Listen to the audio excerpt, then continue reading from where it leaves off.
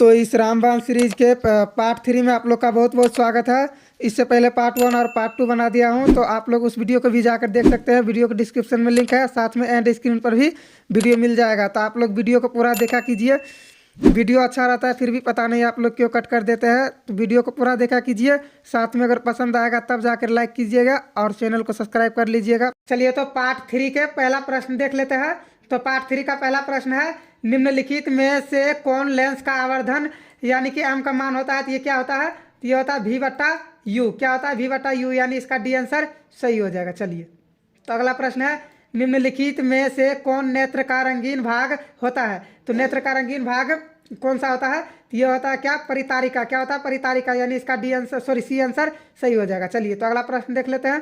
तो अगला प्रश्न है, वायुमंडल में प्रकाश के किस रंग का परिकिरणन अधिक होता है? तो ये किस रंग का होता है? तो ये होता है नीला रंग का। इसका बी आंसर सही हो जाएगा। चलिए तो अगला प्रश्न है, प्रकाश की किस घटना के कारण सूर्य हमें वास्तविक सूर्य उदय से लगभग 2 मिनट पूर्व दिखाई देने लगता है, यानी 2 मिनट पहले दिखाई देने लगता है? तो ये किस घटना की वजह से होता है? तो ये होता है वायुमंडलीय अपवर्तनांक। तो इसका बी आंसर सही हो जाएगा, वायुमंडलीय अपवर्तनांक। चलिए तो अगला प्रश्न देख लेते हैं। तो अगला प्रश्न है, निम्नलिखित में कौन उभयलिंग है? तो उभयलिंग कौन है? ये केचुआ क्या है? ये उभयलिंग है, यानी इसका क्या हो जाएगा?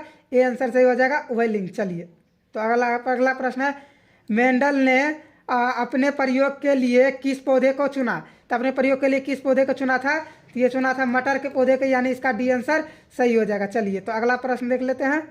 तो अगला प्रश्न है, निम्न में से कौन एक अवशोषणीय अंग है? तो ये कौन सा है? तो ये क्या हो जाएगा? ये हो जाएगा अपेंडिक्स। क्या हो जाएगा? अपेंडिक्स, यानी डी आंसर इसका सही हो जाएगा। चलिए तो अगला प्रश्न देख लेते हैं। अगला प्रश्न है, चिपको आंदोलन किससे संबंधित है? तो ये चिपको आंदोलन किससे संबंधित है? तो ये है वन संरक्षण से। किससे है? वन संरक्षण से, यानी इसका ए आंसर सही हो जाएगा। चलिए तो अगला प्रश्न यह है, आधुनिक आवर्त नियम के किस आवर्त फलन यहाँ पर देखिए, यहाँ क्वेश्चन थोड़ा सा उल्टा लिखा गया है। आधुनिक आवर्त नियम के अनुसार तत्वों के गुणधर्म निम्नलिखित में से किसके आवर्त फलन होते हैं? ये क्वेश्चन उल्टा लिखा गया है। यहाँ देखिए, पहले यहाँ से यहाँ तक होगा। चलिए यहाँ पर चलिए मान लीजिए आप यहाँ से यहाँ तक होगा, और उसके बाद यहाँ से यहाँ तक, और उसके बाद आवर्त फलन होते हैं। ये क्वेश्चन आप लोग समझ लीजिएगा, थोड़ा सा उल्टा लिख दिया है टाइपिंग करने में। तो चलिए इसका आंसर फिलहाल क्या हो जाएगा? इसका आंसर हो जाएगा परमाणु संख्या। ये आप लोग को पता होगा, आप लोग का रिवीजन चल रहा है तो ये आप लोग को पता ही होगा। चलिए तो अगला प्रश्न है, आधुनिक आवर्त सारणी की क्षैतिज कतारें निम्न में से क्या कहलाती है? तो क्षैतिज कतारें क्या कहलाती है? तो ये कहलाता है आवर्त। क्या कहलाता है? ये आवर्त कहलाता है। चलिए तो अगला प्रश्न देख लेते हैं। तो अगला प्रश्न है, लोहे के फ्लाइंग पैन को जंग से बचाने के लिए निम्न में से कौन सी विधि उपयुक्त है? इसके लिए कौन सी विधि उपयुक्त है? तो यह जिंक की परत चढ़ाकर। इसका क्या हो जाएगा? सी आंसर से हो जाएगा, जिंक की परत चढ़ाकर। चलिए तो अगला प्रश्न, निम्नलिखित में से किस धातु को चाकू से आसानी से काटा जा सकता है? तो ये किसको काटा जा सकता है? तो ये सोडियम को काटा जा सकता है। किसको? सोडियम को, यानी इसका क्या हो जाएगा? बी आंसर सही हो जाएगा। चलिए तो अगला प्रश्न, आयोडीन की कमी से कौन सा रोग होता है? ये सबको पता होगा, आपने 9th क्लास में पढ़ा होगा। इसका क्या हो जाएगा? घेंघा रोग हो जाएगा। चलिए तो अगला प्रश्न देख लेते हैं। तो अगला प्रश्न है, निम्न में से कौन पिट्यूटरी ग्रंथि से निकलने वाला हार्मोन है? तो ये कौन सा है? तो ये है वृद्धि हार्मोन। क्या हो जाएगा? वृद्धि हार्मोन, यानी इसका आंसर सही हो जाएगा। चलिए तो अगला प्रश्न है, यहाँ पर अगला प्रश्न है, अमीबा में अलैंगिक जनन की विधि द्वारा होता है, यानी कि विधि किस द्वारा होता है? यानी ये किसके द्वारा होता है? तो ये होता है विखंडन द्वारा होता है। किसके द्वारा? विखंडन द्वारा। इसका क्या होता है? बी आंसर सही हो जाएगा। चलिए तो अगला प्रश्न है, फूल का कौन सा भाग फल में बदलता है? तो फूल का कौन सा भाग फल में बदलता है? ये बदलता है अंडा से। इसका सी आंसर से हो जाएगा, अंडा से। चलिए तो अगला प्रश्न देख लेते हैं।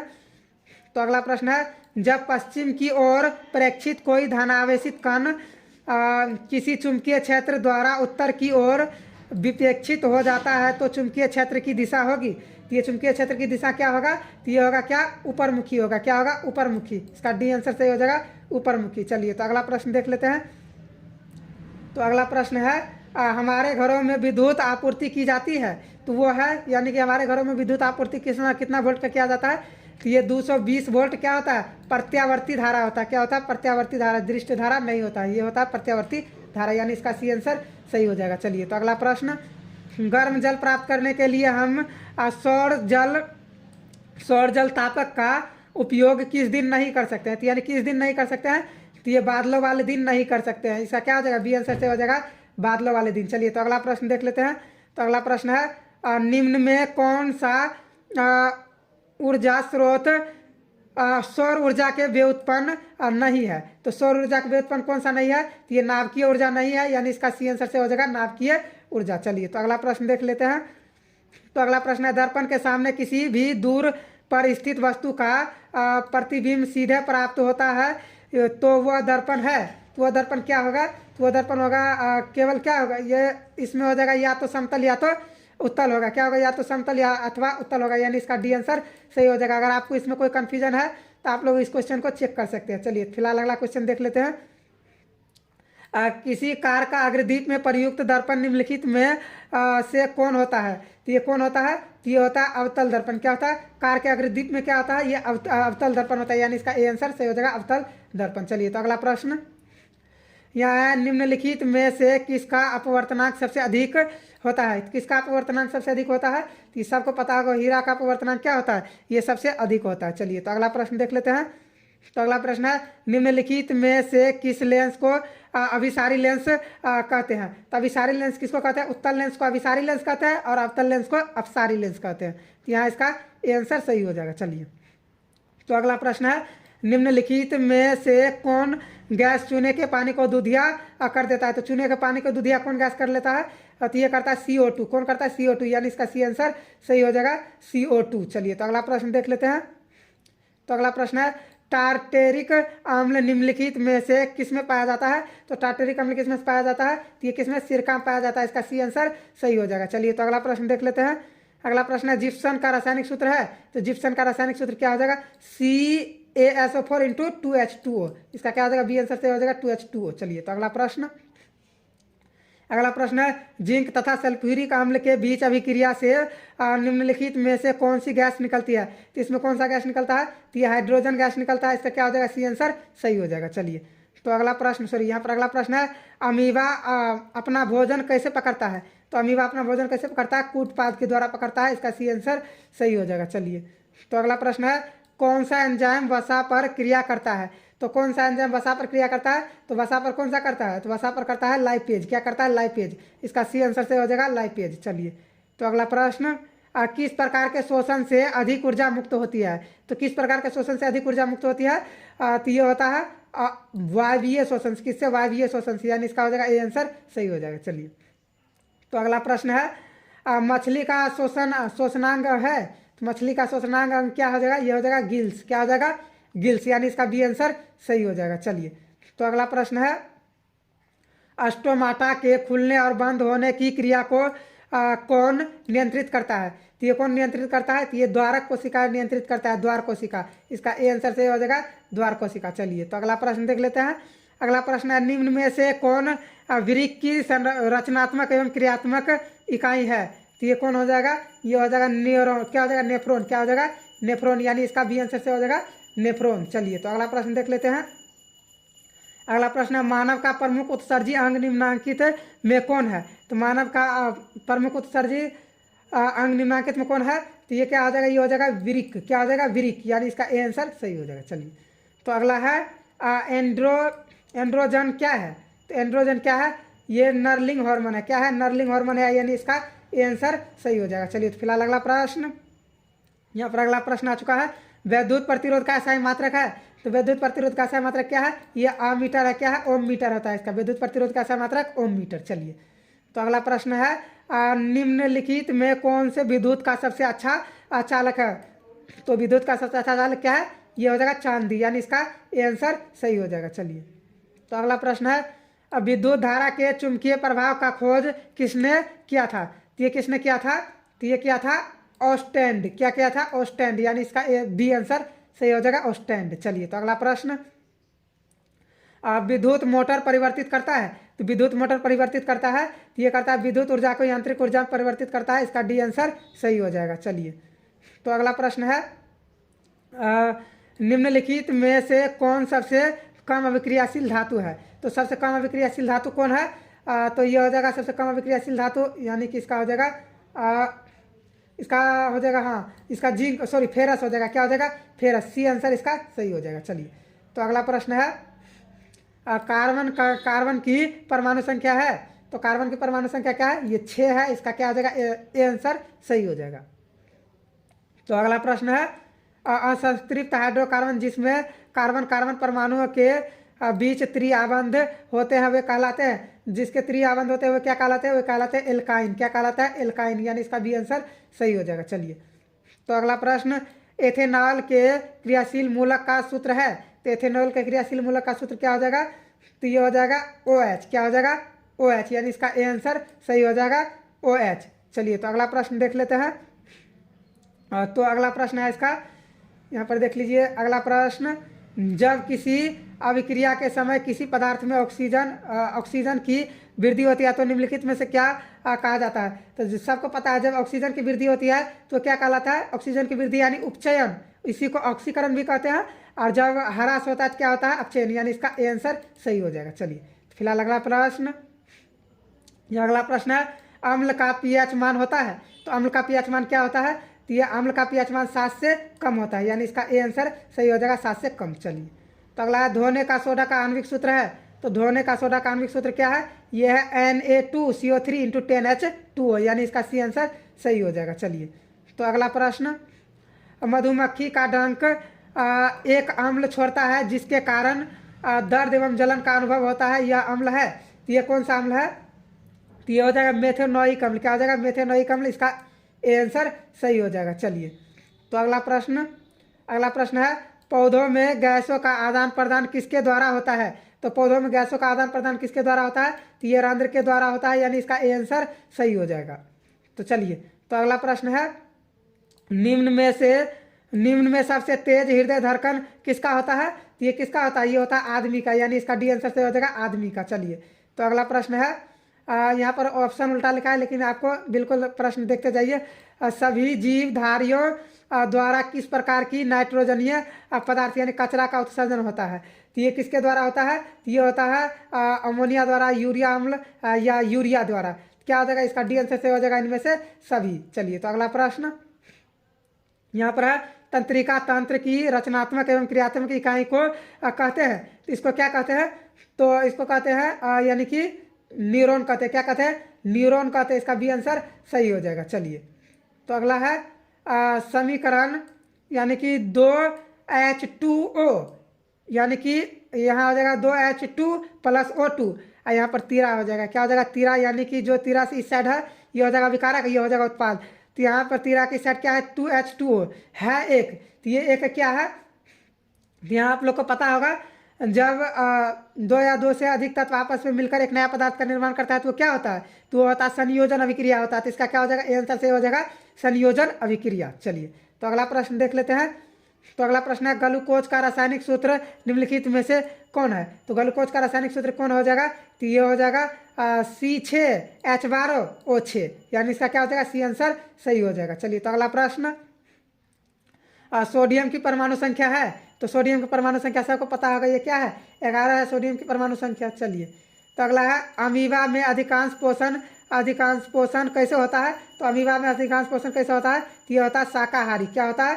शाकाहारी, सॉरी यहाँ पर शाकाहारी नहीं, ये हो जाएगा अंतग्रहण हो जाएगा। क्या हो जाएगा? अंतग्रहण। इसका बी आंसर से हो जाएगा, ये नहीं होगा, इसका बी आंसर से हो जाएगा अंतग्रहण। चलिए, तो अगला प्रश्न देख लेते हैं। तो अगला प्रश्न है आवर्त सारणी के प्रथम वर्ग के सदस्य होते हैं। तो आवर्त सारणी के प्रथम वर्ग के सदस्य क्या होते हैं? तो ये होते हैं क्षार धातु। क्या होते हैं? सॉरी, इस क्वेश्चन में थोड़ा सा कंफ्यूजन है, लेकिन इसका क्या हो जाएगा? इसका हो जाएगा अक्रिय गैस। इसका बी आंसर सही होगा। अगर आप लोग को डाउट है तो आप लोग कहीं गूगल से जाकर चेक कर सकते हैं इसका। चलिए, फिलहाल तो अगला प्रश्न देख लेते हैं। निम्नलिखित में कौन प्राकृतिक संसाधन नहीं है? तो प्राकृतिक संसाधन कौन सा नहीं है? तो क्या जीवधारी प्राकृतिक संसाधन नहीं है, यानी इसका डी आंसर सही हो जाएगा। चलिए, तो अगला प्रश्न है प्रकाश के परावर्तन के कितने नियम होते हैं? तो प्रकाश के परावर्तन के नियम कितने होते हैं? प्रकाश के परावर्तन या अपवर्तन, दोनों का 2 ही नियम होता है। तो इसका बी आंसर सही हो जाएगा। चलिए, तो अगला प्रश्न है तरंग दैर्घ्य को सामान्यतः व्यक्त किया जाता है। तो तरंग दैर्घ्य को व्यक्त किया जाता है ये एंगस्ट्रम। क्या हो जाएगा? एंगस्ट्रम। क्या हो जाएगा? एंगस्ट्रम। क्या हो जाएगा? एंगस्ट्रम, यानी इसका डी आंसर सही हो जाएगा। चलिए तो अगला प्रश्न देख लेते हैं। तो अगला प्रश्न है रासायनिक अभिक्रिया में भाग लेने वाले पदार्थ को कहा जाता है, तो इसको क्या कहा जाता है? इसको अभिकारक कहा जाता है। तो इसका क्या हो जाएगा? ए आंसर सही हो जाएगा। चलिए तो अगला है टूथपेस्ट कैसा होता है? तो टूथपेस्ट कैसा होता है? तो ये क्षारीय होता है। तो इसका क्या हो जाएगा? बी आंसर से हो जाएगा क्षारीय। चलिए तो अगला है निम्नलिखित में कौन विद्युत का सुचालक है? तो विद्युत का सुचालक कौन सा हो जाएगा? तो विद्युत का सुचालक यहाँ हो जाएगा ग्रेफाइट। हीरा और ग्रेफाइट दोनों विद्युत का क्या, सॉरी यहाँ ग्रेफाइट क्या हो जाएगा? ये विद्युत का सुचालक हो जाएगा। और कार्बन का अपरूप क्या होता है? ग्रेफाइट और हीरा। तो उसका फिलहाल तो यहाँ पर इसका आंसर सी सही हो जाएगा। चलिए तो अगला प्रश्न देख लेते हैं। तो अगला प्रश्न है निम्नलिखित में कौन कार्बोक्सिल समूह है? क्या हो जाएगा? कार्बोक्सिल समूह क्या हो जाएगा? तो ये हो जाएगा COOH। क्या हो जाएगा? COOH, यानी इसका सी आंसर सही हो जाएगा। चलिए तो अगला प्रश्न देख लेते हैं। तो अगला प्रश्न है अमीटर से निम्नलिखित में किसे मापा जाता है? तो अमीटर से किसे मापा जाता है? तो ये मापा जाता है किसको? धारा को मापा जाता है, यानी इसका ए आंसर सही हो जाएगा। चलिए तो अगला प्रश्न आ चुका है। यह वह उपकरण जो विद्युत ऊर्जा को यांत्रिक ऊर्जा में बदलता है क्या होता है? तो ये क्या हो जाएगा? इसका हो जाएगा विद्युत मोटर बदलता है, यानी इसका बी आंसर सही हो जाएगा। चलिए तो अगला प्रश्न आ चुका है। दर्पण सूत्र है, तो दर्पण सूत्र क्या हो जाएगा इनमें से? तो दर्पण का सूत्र है 1/V + 1/U = 1/F, यानी क्या हो जाएगा? इसका ए आंसर सही हो जाएगा। चलिए तो अगला प्रश्न है निकट दृष्टि दोष को निम्नलिखित में से किस लेंस के द्वारा हटाया जाता है? तो निकट दृष्टि दोष को किस लेंस के द्वारा हटाया जाता है? तो ये अवतल लेंस के द्वारा हटाया जाता है। तो इसका क्या हो जाएगा? इसका बी आंसर सही हो जाएगा। अगर आपको वीडियो पसंद आ रहा है तो प्लीज़ वीडियो को लाइक कर लीजिए। आप लोग चैनल को सब्सक्राइब भी कर लीजिए, क्योंकि PDF बनाने में भी बहुत मेहनत लगता है। इसका क्वेश्चन भी छांटना पड़ता है और उसको टाइपिंग करवाने के लिए भी देना पड़ता है। तो इसलिए आप लोग हमारी मेहनत को देखते हुए आप लोग भी सब्सक्राइब कर लिया कीजिए। फिलहाल तो यहाँ पर अगला प्रश्न देख लेते हैं। तो यहाँ पर क्या है किसे रासायनिक दूत कहा जाता है? तो रासायनिक दूत किसे कहा जाता है? तो ये हार्मोन को क्या कहा जाता है? ये रासायनिक दूत इसको कहा जाता है। तो चलिए अगला प्रश्न है द ओरिजिन ऑफ स्पेसीज नामक पुस्तक किसने लिखी? तो ये किसने लिखा? तो ये लिखा डार्विन ने। किसने लिखा? डार्विन ने, यानी इसका ए आंसर सही हो जाएगा। चलिए तो अगला प्रश्न है निम्नलिखित में किस माध्यम में प्रकाश की चाल सबसे अधिक होती है? तो प्रकाश की चाल किस माध्यम में सबसे अधिक होता है? तो ये निर्वात में होता है, सबको पता होगा। चलिए तो अगला प्रश्न है अब विभवांतर का एसआई मात्रक होता है। तो विभवांतर का एसआई मात्रक क्या होता है? तो ये वोल्ट होता है। क्या होता है? वोल्ट होता है। इसका बी आंसर सही हो जाएगा। चलिए तो अगला प्रश्न है पौधों में जनन अंग कहाँ पाए जाते हैं? तो पौधों में जनन अंग कहाँ पाया जाता है? ये पुष्प में पाया जाता है, यानी इसका क्या हो जाएगा? सी आंसर सही हो जाएगा। चलिए तो अगला प्रश्न है मेंडल ने अपने आनुवांशिक प्रयोग हेतु किस पौधे का उपयोग किया था? तो ये किसको किया था? ये मटर को पौधे किया था, यानी इसका क्या हो जाएगा? सी आंसर सही हो जाएगा। चलिए तो अगला प्रश्न है पारिस्थितिक तंत्र में ऊर्जा का प्रवाह किस दिशा में होता है? तो ये किस दिशा में होता है? तो ये होता है एक दिशीय होता है। क्या होता है? एक दिशीय, यानी इसका ए आंसर सही हो जाएगा। चलिए तो अगला प्रश्न ओजोन परत पाया जाता है। तो ओजोन परत कहाँ पाया जाता है? वायुमंडल के ऊपरी सतह पर पाया जाता है। इसका क्या हो जाएगा? बी आंसर सही हो जाएगा। चलिए तो अगला प्रश्न है निम्नलिखित में किस धातु से क्या हो जाएगा? सोलर सेल बना होता है। तो किस धातु से सोलर सेल बना होता है? तो ये किससे बना होता है? ये सिलिकॉन से बना होता है। इसका क्या हो जाएगा? सिलिकॉन से बना होता है। इसका डी आंसर सही हो जाएगा। चलिए तो अगला है निम्नलिखित में कौन लवण है? तो लवण कौन है? इसका हो जाएगा K2SO4। क्या है? इसका ये लवण है। क्या है? K2SO4 ये लवण है, यानी इसका सी आंसर सही हो जाएगा K2SO4। चलिए तो अगला प्रश्न है निम्नलिखित में सबसे भारी धातु कौन है? तो सबसे भारी धातु कौन है? तो ये क्या हो जाएगा? ये हो जाएगा आयरन। क्या हो जाएगा? आयरन, यानी लोहा हो जाएगा सबसे भारी धातु। चलिए तो अगला प्रश्न इथेन के एक अणु में कितने सहसंयोजक बंध है? तो ये क्या है? कितने सहसंयोजक बंधन होते हैं? तो ये होते हैं 7 होते हैं। कितने होते हैं? 7। इसका डी आंसर सही हो जाएगा। चलिए तो अगला है सभी जीवों जंतुओं के लिए ऊर्जा का अंतिम स्रोत होता है। तो ये क्या होता है? ये सूर्य होता है। सूर्य क्या होता है? ये सूर्य होता है। तो इसका क्या होगा? सी आंसर सही हो गया। चलिए तो अगला प्रश्न यहाँ हो जाएगा तिलचट्टा में कितने जोड़े श्वसन रंध्र पाए जाते हैं? तो तिलचट्टा में कितने जोड़े श्वसन रंध्र पाए जाते हैं? ये 10 जोड़े पाए जाते हैं, यानी इसका सी आंसर सही हो जाएगा। चलिए तो अगला प्रश्न प्रकाश संश्लेषण की क्रिया होती है। तो प्रकाश संश्लेषण क्रिया किस में होता है? तो ये होता है हरे पौधों में। किस में होता है? हरे पौधों में। इसका सी आंसर सही हो जाएगा। चलिए, उम्मीद है आप लोग को अच्छी तरीके से रिवीजन हो रहा होगा। तो फिलहाल यहाँ पर अगला प्रश्न है, फ्लोएम उत्तक द्वारा कार्बोहाइड्रेट का परिवहन होता है, तो ये किस में होता है? तो ये होता है सुक्रोज के रूप में। किसके रूप में होता है? सुक्रोज के रूप में। इसका डी आंसर सही हो जाएगा। चलिए, तो अगला है स्विच लगाए जाते हैं, तो स्विच लगाए जाते हैं किस में? तो ये लगाया जाता है गर्म तार में। स्विच किस में लगाया जाता है? गर्म तार में। इसका क्या हो जाएगा? बी आंसर सही हो जाएगा। चलिए, तो अगला है, निम्न में से कौन अनवीकरणीय ऊर्जा स्रोत नहीं है? तो अनवीकरणीय ऊर्जा स्रोत कौन नहीं है? तो ये क्या हो जाएगा? कोयला क्या है? ये अनवीकरणीय, सॉरी कोयला नहीं, इसका हो जाएगा बायोगैस। क्या हो जाएगा? बायोगैस अनवीकरणीय ऊर्जा स्रोत नहीं है। कौन? बायोगैस। चलिए, तो अगला प्रश्न देख लेते हैं, मनुष्य में वृक्क निम्न में से किससे संबंधित है? तो वृक्क किससे संबंधित है?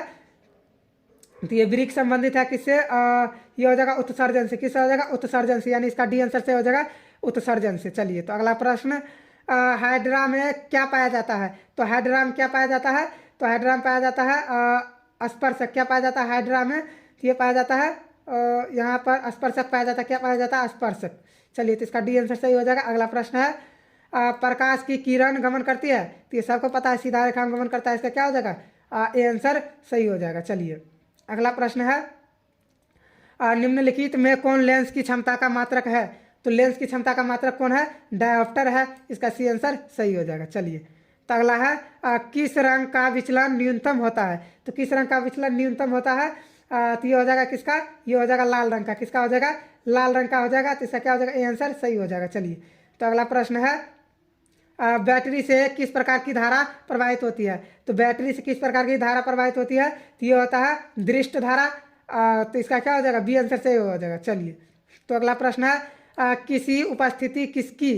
किसकी उपस्थिति के कारण पौधे का रंग हरा होता है? तो ये किसके लिए होता है? ये होता है क्लोरोफिल के कारण। इसका क्या हो जाएगा? ये आंसर सही हो जाएगा क्लोरोफिल। बात करते हैं, अगर आपको वीडियो पसंद आया है तो वीडियो को लाइक कर लीजिए, साथ में चैनल को सब्सक्राइब करके बेल आइकन को भी प्रेस कर लीजिए, और जो एंड स्क्रीन पर वीडियो आया है प्लीज़ आपको उसको क्लिक करके आप उस वीडियो को भी देख लीजिए।